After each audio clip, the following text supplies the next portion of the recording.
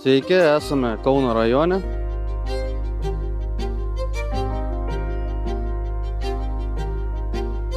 Atvažiavom pas ūkininką pasižiūrėti, kaip atrodo kviečiai pasėti rugsėjo 18 dieną.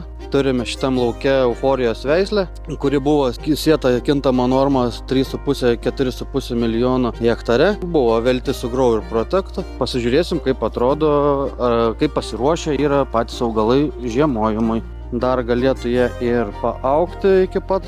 Dirvos temperatūra vis dar laikosi kažkas apie 10–9 laipsnius, tad mikroorganizmai visai puikiai dar gyvuoja ir dauginasi. Jeigu jūs pas save laukuose turite panašų vaizdą kaip ir čia, gal ir šiek tiek prastesnį, mažesnį, dirvožemio temperatūra turi būti bent 4 laipsniai, kad mikroorganizmai veiktų. Todėl dar galite spėti panaudoti Grow.